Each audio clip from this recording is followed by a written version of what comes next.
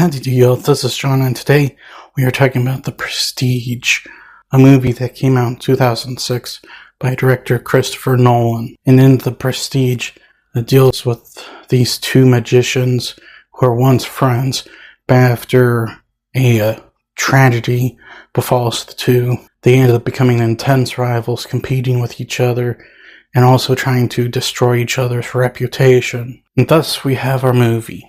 The Prestige is celebrating its 20th anniversary this year, and I know it makes more sense for me to do this video closer to the actual anniversary, but I have a horror marathon going on at the time, so I figured might as well get it done, much earlier. Now, to get things started, first and foremost, the actual narrative of the movie, while there have been elements that have been done before, Christopher Nolan found a unique and different way to tell the story. The movie's told from a non-linear perspective during 3 different points in these two magicians' lives, and he does his best to keep everything fair and balanced, make sure one's not overshadowing the other, trying to make you understand both sides of this rivalry. And also there's this great character development between the two. You have Alfred Bordon, who, seems to have split personality disorder, or maybe even bipolar disorder. On one hand, he's very nice, kind, you can tell he loves the people he's around. But on the other hand, he's a very arrogant a-hole at times. And, you just get the idea he doesn't care about the people he's around. It's like this shifting personality and attitude with Bordon going on, with this character. And you just have no idea what to think of the guy. Then you have Angier, the Great Danton, as he calls himself, who starts off as a nice guy, as a good guy. But as things go on, he becomes more and more corrupted. There's this whole character arc with him becoming a darker and darker individual. From a visual standpoint, this is a great looking movie as well.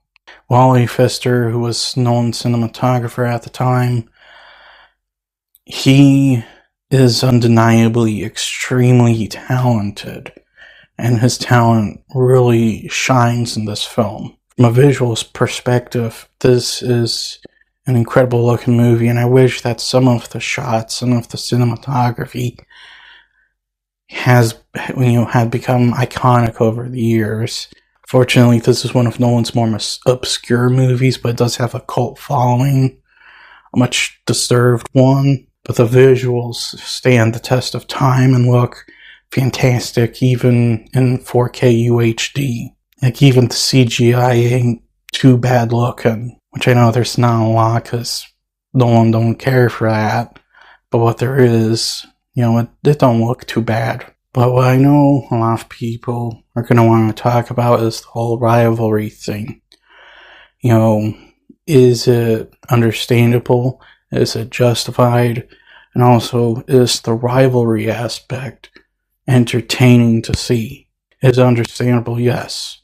Is it justified? You can argue about that. But this tragic event is something that kind of shook them both. And, you can understand why there's hostility between them. But whether or not it's justified is up to one's own opinion. Now, is it entertaining?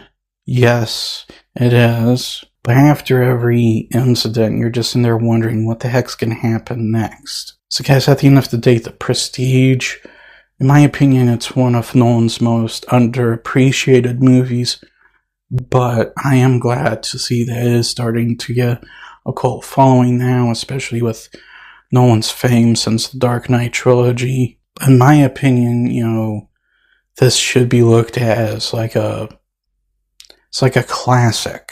As far as flaws goes, I cannot think of anything I would argue to be a real flaw. I will admit some of the accents are clearly fake, but it's nothing too big of an issue. If you have not seen The Prestige yet, which I know there's a lot of people who haven't, I highly recommend the film. I'm going to give The Prestige a 10. Well, that's all the time I have for today. Please look forward to more videos real soon.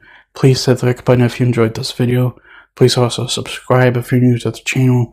Please don't forget, I also have a secondary channel where I do gaming content. Please go check it out. And as per usual, please remember, the Bordon will return.